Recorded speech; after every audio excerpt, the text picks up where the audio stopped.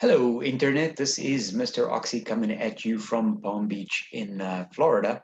I have been on a road trip for a few days. I took a drive because obviously I have to make sure that I consume as much fossil fuel as I possibly can in order to drive up the stock prices of your energy stocks. So I got in the car, loaded it up, and drove from Florida to North Carolina. In order to get to North Carolina, you pass through South Carolina, surprise, and also Georgia. So I've been in 4 states over the past few days, kind of taking in some sights and sounds. There's a little startup company that I invested in. We set up a flagship store for the company in North Carolina. So I was busy doing that. So it was a little bit of work mixed with pleasure. But anyway, I spent a few days in North Carolina, spent a couple of days in South Carolina, and then got back to Florida today, which is Tuesday, June the 29th. Now, it is the end of the quarter, so as is usual for the end of the quarter, we see a little bit of a sell-off. This is not unusual. It happens at the end of every single quarter because everyone who is a wealth manager or financial advisor needs to make sure that they book some profits every quarter in order to show their clients how incredibly smart they are during a bullish kind of market.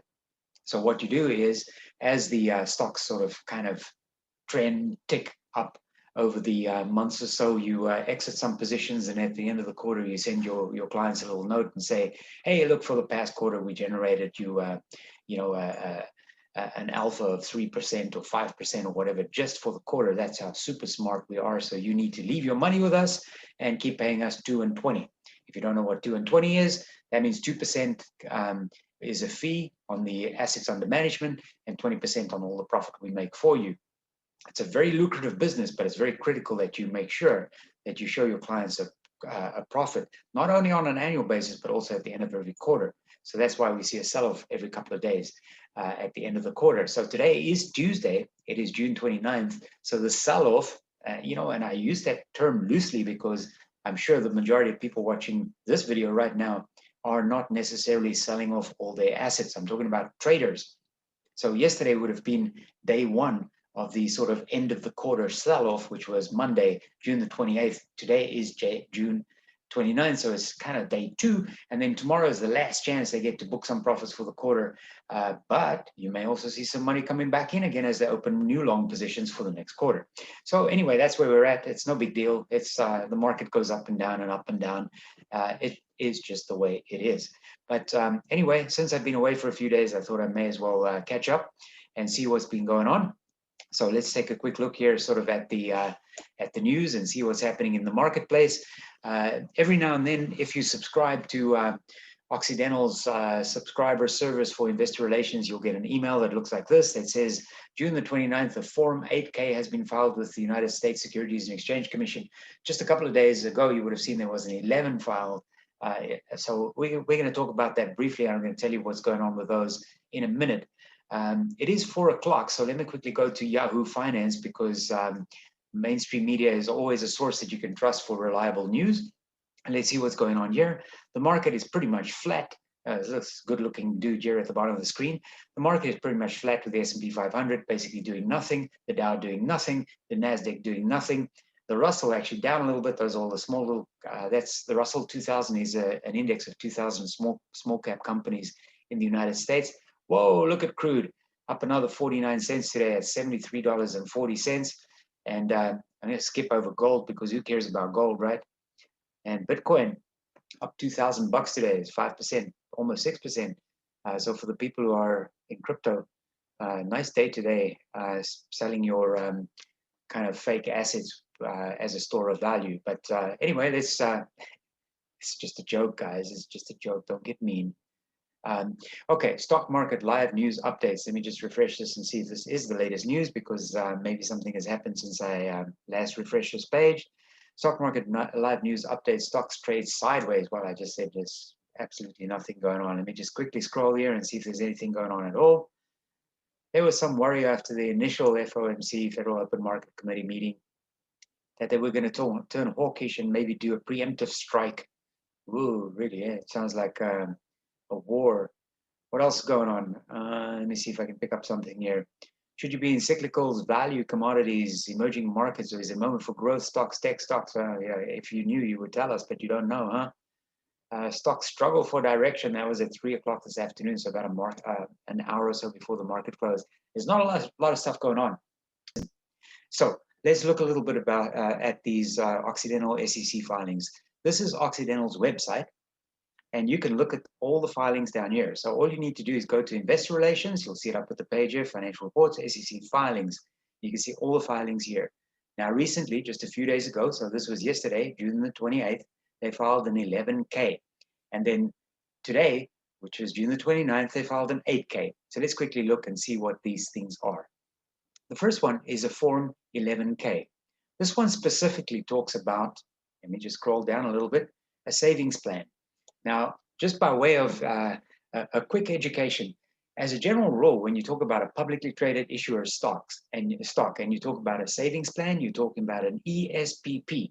ESPP is usually the acronym used for an employee share or stock purchase program. How a saving plan typically works is that the employee gets an opportunity with every paycheck. So in other words, whether they get paid weekly, bi-weekly, semi-monthly, or monthly, they can take a little bit of money, however much they want to invest, although there are some caps sometimes, but they can take a little bit of money, let's say $100, and say, every time I get paid, I want to buy $100 worth of Occidental stock as an Occidental employee. So the ESPP savings plan is only available to employees of the issuer being the corporation that issued the stock. Now, generally, when we talk about an ESPP, the employee will be saying, I will invest $100 every time I get paid and buy some stock. And the company will say, because you're an employee and you're buying our stock, you are becoming an owner of the company. So we'll give you, for example, a 15% discount. This is very common in the United States. So they'll say, if you as an employee buy the stock, and because you're an employee and you contribute on a regular basis from your earnings into the ESPP, the Employee Stock Purchase Program, we will give you 15% discount, which is a great return on investment for the employee and also helps with employee retention for the issuer because the employee owns stock. So they want to make sure that the company is doing well. They want to make sure that the stock is doing well, and they're buying it at a discount of 15%. That is usually what a savings plan means. But in the case of Occidental Petroleum, that is not what the savings plan means. So let me go down just a little bit.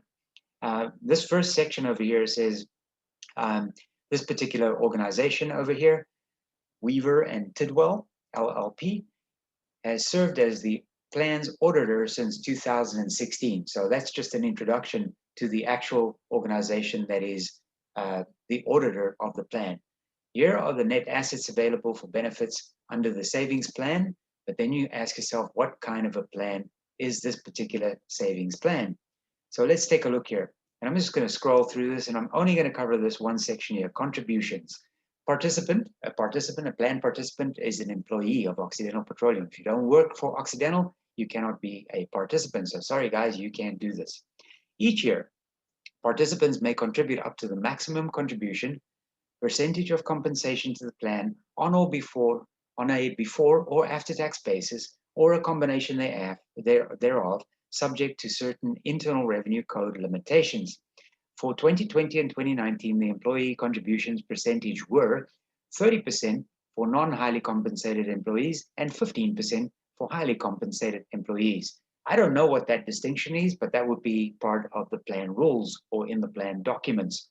Participants who are age 50 or older by the end of the plan year were permitted to contribute additional before tax catch-up contributions to the plan up to $6,500 for 2020 and $6,000 for 2019.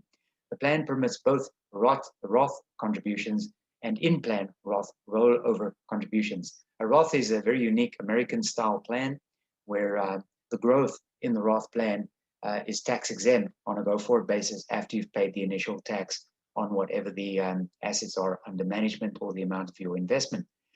Newly eligible participants who do not affirmatively elect to opt out of making contributions are automatically enrolled in the plan with a before tax contribution amount of 5% of base pay. So in other words, you are automatically enrolled at 5% of whatever your base salary is.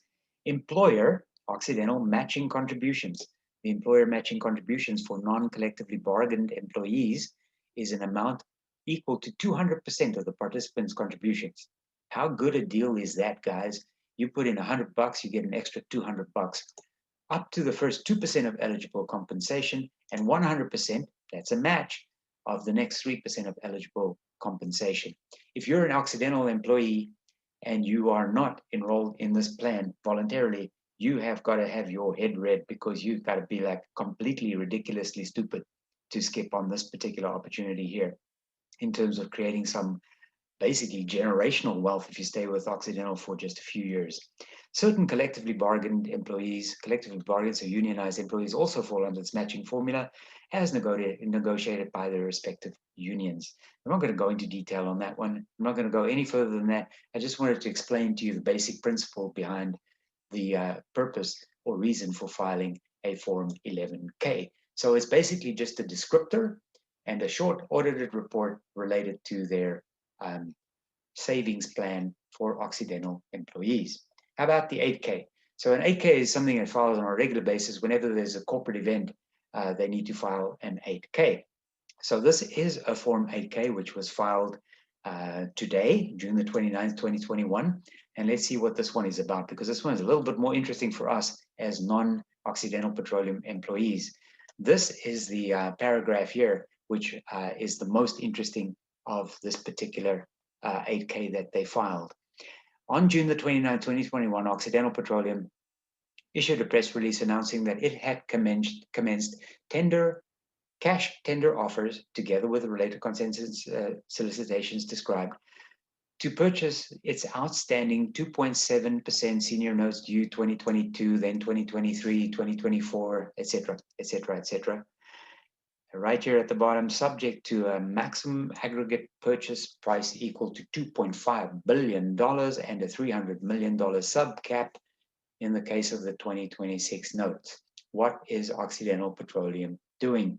It is issuing or has commenced cash tender offers in order to buy back some of this debt. Why is Occidental doing this?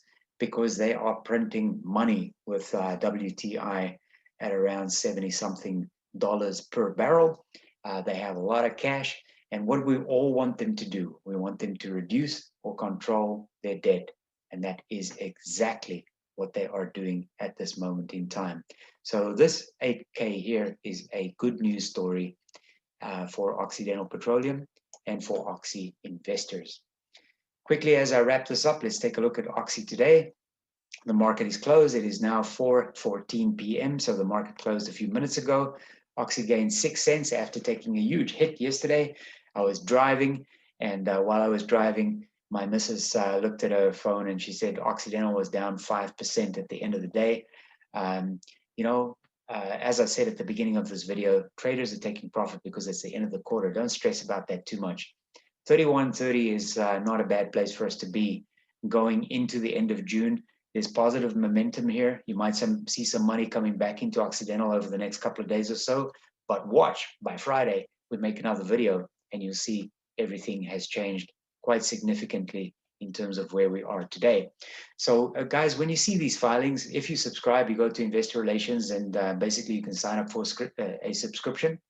You'll get an email every single day. In fact, you'll get an email every day saying Occidental's closing price today was. On Fridays, you'll get an email saying the weekly trades, Monday opening, Friday close, etc. You'll get all that information sent to you every time Occidental has an SEC filing, a public filing with the Securities and Exchange Commission. Will get a notification of that. So it's easy for you to follow whatever the news is related to Occidental Petroleum whenever you want to and whenever you have time, as I am doing right now. So I hope this was at least somewhat educational and useful to you. We're in a good spot. The stock is trading well. The WTI price has held very, very well for the entire quarter and is still trending up.